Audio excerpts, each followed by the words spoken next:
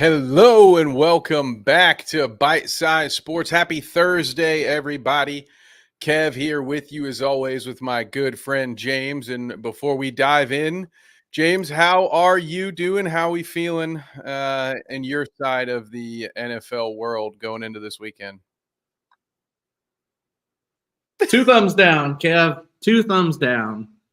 I'm not sure which franchise is more of a poverty franchise, mine or yours. They're both terrible. The Titans got beat, 52-14. The Lions had Jared Goff had under 100 passing yards. Titans outgained them by 198 yards and lost by 38. However, Kev, don't worry. Our special teams coach, Colt Anderson, still has a job. Even though we had a punt blocked in week 1, week 2, and our special teams unit gave up almost 300 return yards this past week. It's not his fault, guys. It's not his fault. Wow. It's asinine, man. It is it's bad. I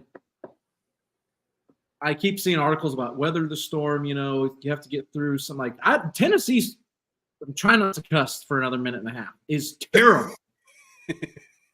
We joke about the Panthers being the worst team in the NFL. The Titans are right there. They're terrible. Mismanaged. And you can blame it on bad draft classes from the last guy. I don't care. Levis looks worse. Carthon drafted him. Rand drafted him. We bring in this quarterback guru, right? He's gotten worse. I don't know, man. Tennessee sucks. They broke me when they lost to the Colts is when I was like, I'm done. And I'm like, I don't know. You can study all the film all you want, everything, et cetera, right? The Titans were supposedly got exponentially better this offseason, right? We signed all these people. You bring in Ridley, you bring in Cushionberry, the lineman, you bring in Pollard, you bring in Snead, all these guys, right? Yeah.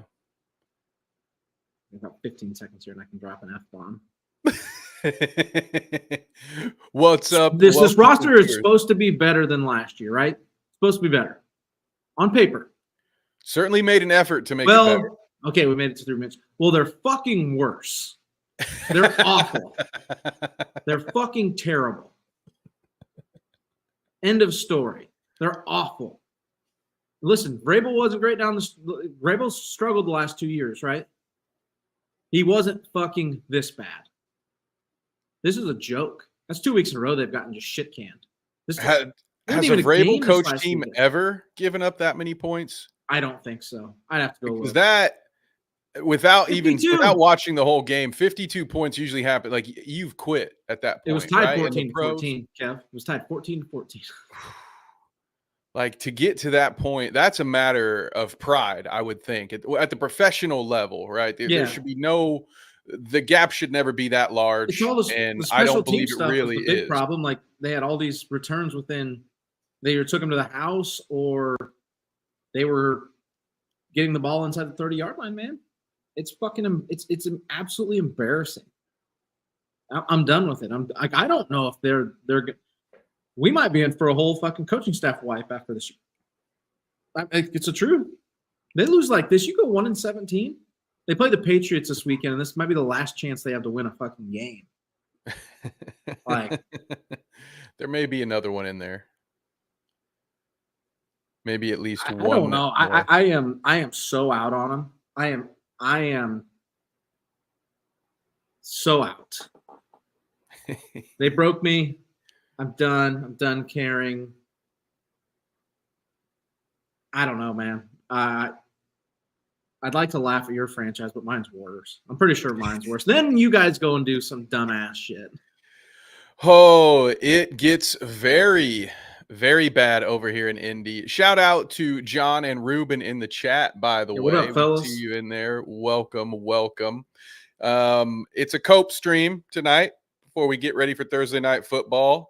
Not only is did James just let you know how he's feeling about his franchise? But the Colts have done maybe the stupidest thing you could ever do. A collection of multiple decisions when all lined up together start to look really, really stupid.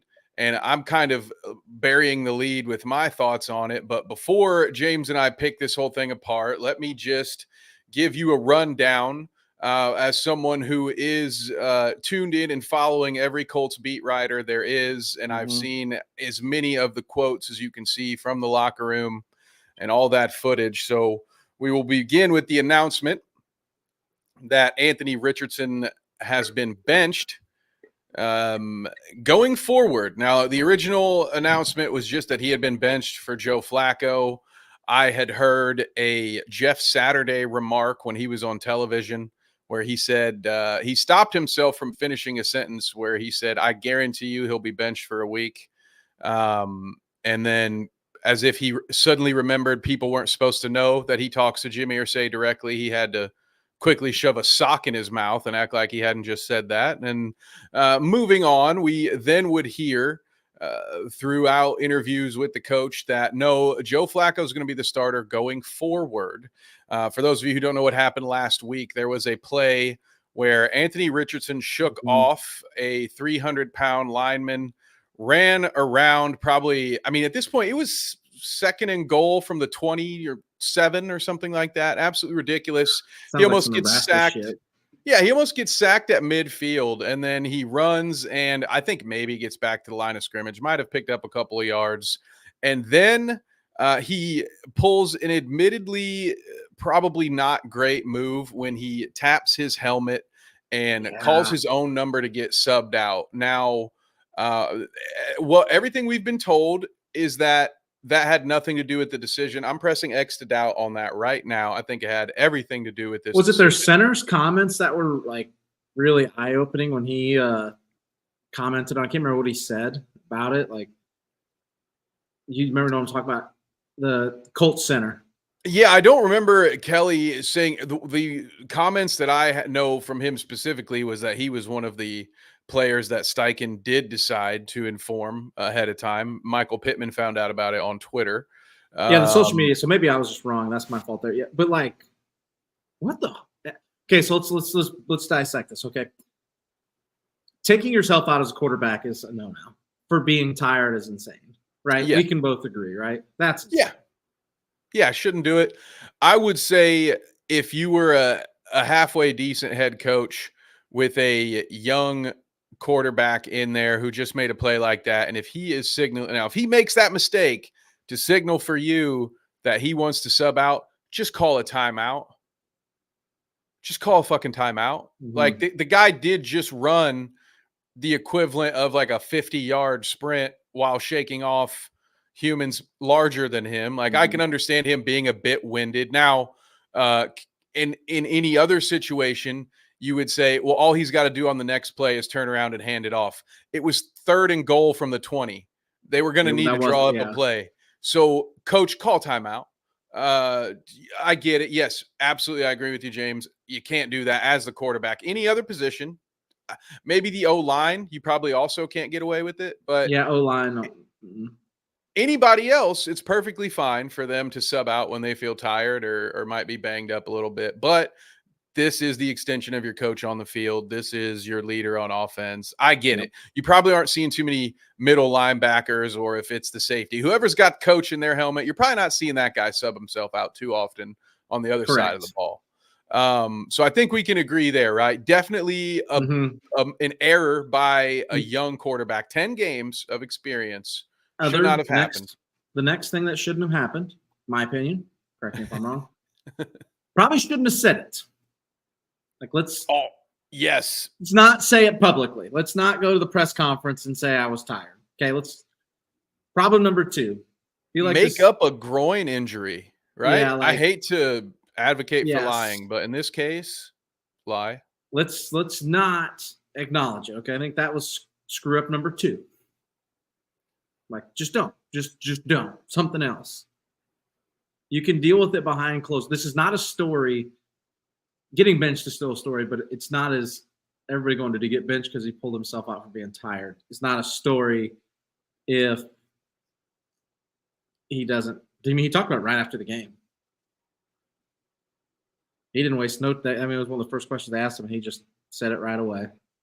Yeah, and when you get to the point in the timeline where they start, where they have the press conference, you do hear the word professionalism used by Shane Steichen, and so it does seem to me everything about this reads that this is we're teaching you a lesson. You're the leader out on the field. You can't do that, and therefore you're no longer our starting quarterback. I can't buy into this narrative that, oh, Joe, we have more to win with Joe Flacco. We can win more games. Sure, you can win 2 more games. They're saying it's a permanent move. Like, what do you get from starting Joe Flacco, Kev? Like, it's my biggest, and I think it's a lot of people, is what Richardson was and is, and you knew he needed work. You knew he was inaccurate. Nothing is new. Nothing has changed. He hasn't even started a full season yet. Yeah, it's 10 games. 10 games? Yeah. Yep. This is crazy. Yeah, everything the coach and the GM said all offseason and even the owner was, we know you have to be patient. I mean, there's a 2-minute long clip of Chris Ballard just on his soapbox talking about how the modern NFL, he evokes Terry Bradshaw and talks about how he would never have been who he was in the modern NFL because it took 4 years to get there, all that stuff.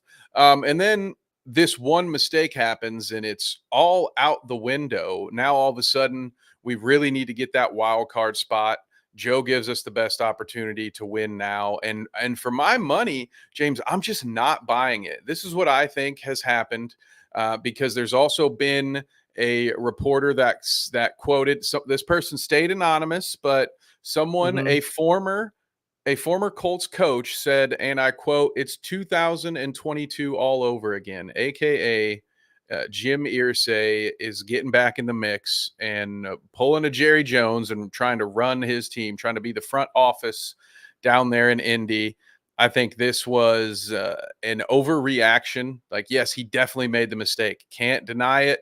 I think the original plan was a 1 week benching.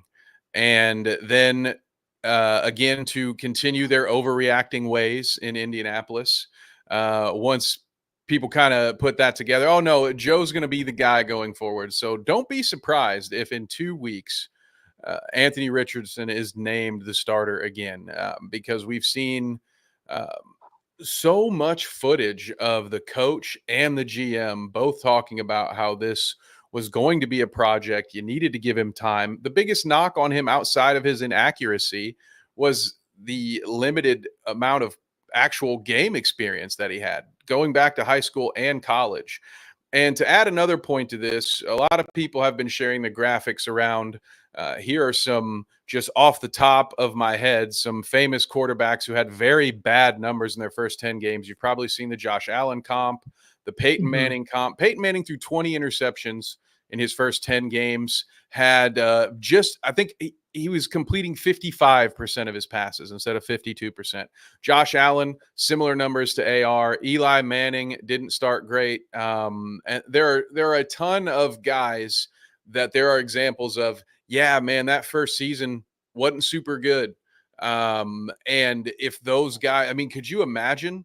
Because there were a lot of people, it's Josh Allen was not that long ago. It was maybe Twitter might have been in its infancy, but there was very much an overreaction to Josh Allen. Came out of Wyoming. People already weren't too set on him. Yeah. And so when he struggled out of the gate, what if the Bills had lacked the fortitude to just go with their gut and see what they had? Who knows how that was a team that had a revolving door of quarterbacks for years after Jim Kelly. Josh Allen was the first one worth mentioning other than Doug Flutie, just for the nostalgia of it. So to me, it doesn't make any sense to draft a young kid at 22 years old, knowing he has no experience, and then deciding that you're going to start him. You had Flacco there. If he really wasn't ready, you could have just you had the injury last year. You decided to start him last year as a rookie. He gets hurt. So he has that whole year of clipboard experience. But now all of a sudden, that's what he needs again, is to go on the sidelines and watch. I think this is more about you drop the ball, you let the boys down. They won't tell you that. They'll say they've got your back because they do. But as a coaching staff, as a front office, we're going to say to you, you got to go back out and earn it. And I don't think it's going to take him too long to earn it, whether he really does or not. But I think it's really just sort of like he's a kid and he's getting grounded by his parents. That's what I'm seeing this as, James. Am I wrong? Am I misreading this situation? I don't know, man. If they win some games, are they going to put him back in there? I don't know, man. The whole thing confuses me. I don't. You know what? I truly. When do you bench a guy and put him back? Like, when's the last time you saw it where it worked? Like, all of a sudden, this draft class from last Tua in college. Yeah, this draft class from last year looks terrible. From a quarterback perspective, Bryce Young just got benched, or he got benched a few weeks ago. You got to pick a side. You either got to Jordan Love it and sit him behind people and let him learn, which is worked out great for a lot of them, or if you're going to do this, fucking all in and understand, like, he had the accuracy issues coming out of college. He had injury issues. He hadn't played a ton. Like, all that, none of that's new. What changed? He's going to get better at 75% speed practice reps. How's that going to happen? Irsay decided he didn't want to lose anymore. I don't know what it is. I have no idea, man.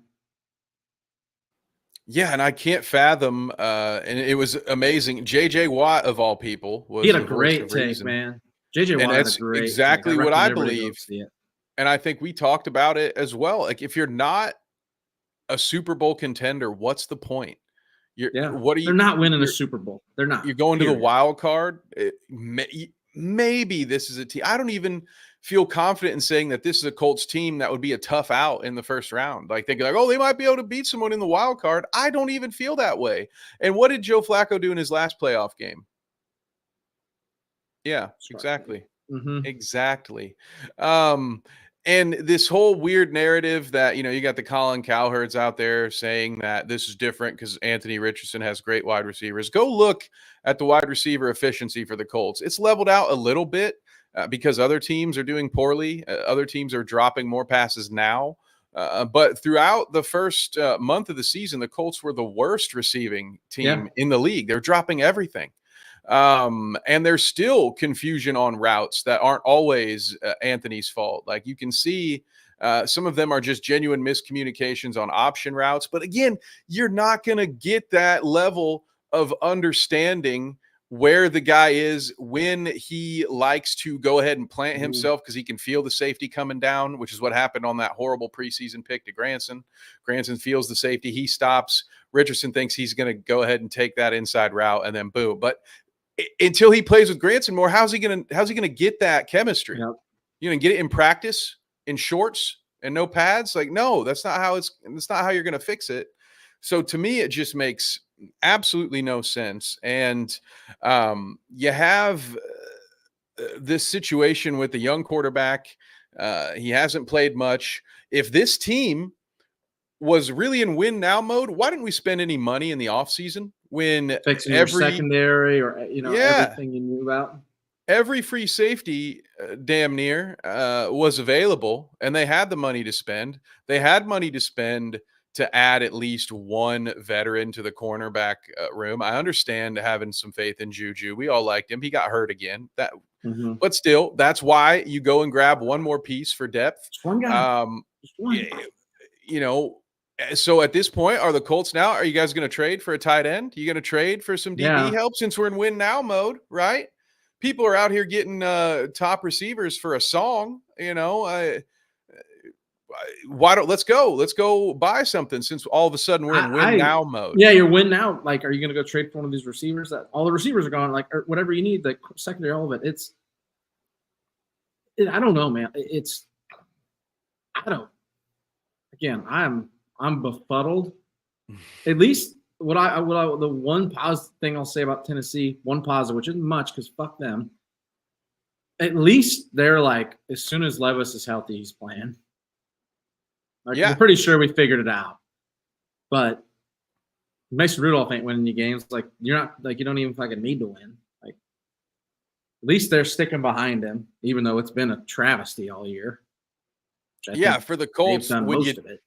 when you didn't want to spend the money, it was, we have to let these young guys develop. We believe in our guys. Then And you now, lose a few games. yep, now that the Flacco owner's plays a couple. grumpy, Yep. it's, I got to save my job again. So we're going to Joe Flacco. It's been 7 years, 8 years of this plus since Andrew Luck. Just how many times? How many Phillip Rivers, Carson Wentz, Matt Ryan? How many more times do we now Joe Flacco? Now Flacco, baby. And there are Richardson was Colts supposed to fix this, right? Richardson was breaking this curse. at the very least, even if he didn't fix it, James, more importantly than that, it was just an acknowledgement of we haven't been doing it the right way and we need to take a different approach. It was an acknowledgement that we can't just go after a Band-Aid at quarterback. We were blessed to have Manning and Luck back to back. Those don't happen like that very often unless you're in Green Bay. So let's go invest in a quarterback that maybe can play for multiple years and be a good starter. But and then so to give up on that 10 games into it and say, we'll just go with the old guy again. That's what's so disheartening for the Colts fans that don't strive to be 9-8 every year and don't want to see Gardner. The best place to be 14, 15, 16 draft pick and just average. Maybe slip into the playoffs once and get slaughtered. So much fun. I honestly, at that I've been point, there. Titans purgatory. I've been there for 25 years outside of 2 years where we were 2-3 years where we were good here in the last 5. It's purgatory. It's brutal. And as Colts fans with the Pacers being right next door, you would think we would know better, but no. Sometimes just getting to the dance is enough for some folks, I guess. When you use Phil Rivers in any kind of sense. You're lucky I'm not calling him Pip today. I'm being nice. No, we love Uncle Phil. Phil was good for you guys. I went back and looked at those stats from the because I was trying to. You forgot to mention Carson Wentz, the Carson Wentz experience. You forgot that one. Oh yeah, I know Carson Wentz was awful. And no, the Rivers situation, that Bills game was closer than I remember it being. And I honestly, if memory serves, it wasn't really that close, but the Colts had a couple drives late in the fourth to make it look like it was closer than it was. But yeah, I'm good on that, man. There's only so much you can do. And now this means, what are you starting from scratch in 2025? Because it can't be Flacco. The 42-year-old can't be the plan for next year. Yeah, he's not the answer. So we're back to the drawing board. Maybe we'll get our doors blown off us in the wild card, and won't that be fun to experience? AR is worse than Jamarcus Russell. People defending AR need to stop. Well, I mean, again, I won't rehash any of my case that I just made. But I will agree that Ballard sucks. 100%. I will agree Ballard, with that I'll never understand how Ballard survived when Wright got fired. He just got to be Ursley's buddy. Like, that made no sense. Why Wright deserved a lot of blame, but Ballard been there for a long time. Like, he should have got some too. Chris Ballard knows where the bodies are buried. Metaphorically speaking. For legal purposes, that's a joke. Just in case. But he might. Ruben says Aaron Rodgers is trash. The game just started. He had Devontae Adams wide open down the sideline. Would have been a monster gain, and he threw it out of bounds. The whole Jets are. In the next play, he hits Breece Hall in the hands, little turnaround, little curl route, drops it, and then he gets sacked for like a 10-yard loss. I think the Jets are just cursed. Of course, they're not going to help me out. Not that it really matters. The Texans are going to run away with the division. But I guess that's a good time. Yes. We've ranted about our teams long enough. Thank you guys for letting us cope about our situations. James, what are your thoughts about the game that's currently going on Thursday night football? You got any predictions for this? I am confused. Okay, so the Jets were favored in this game, right? which confuses the hell out of me. I'm just confused by it.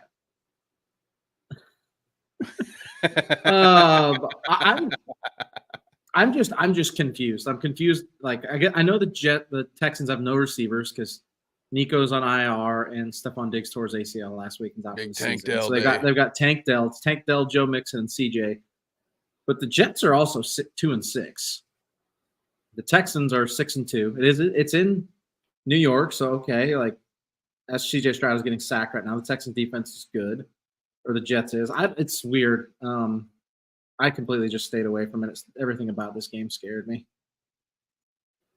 Yeah, I've got Garrett Wilson in a kind of situation where there's no way he's not starting. Although Ruben, our boy Lad McConkey, who I stashed late in many a draft, is now in just about every starting lineup. Let's go.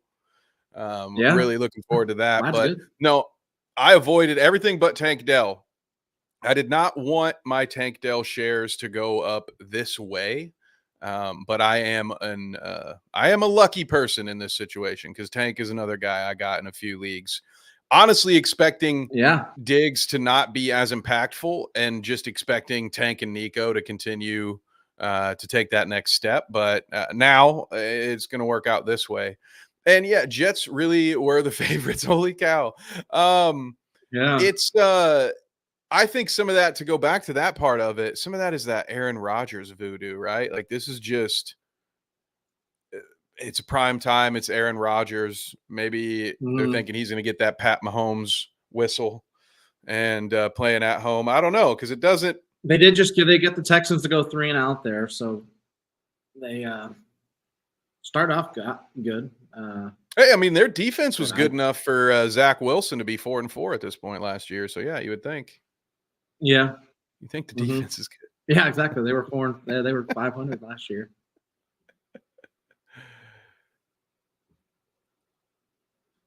But yeah, that's my thoughts. I have nothing on this game. I've completely just avoided it at all costs. I'm like, I'm gonna watch a little bit, but this game scares me.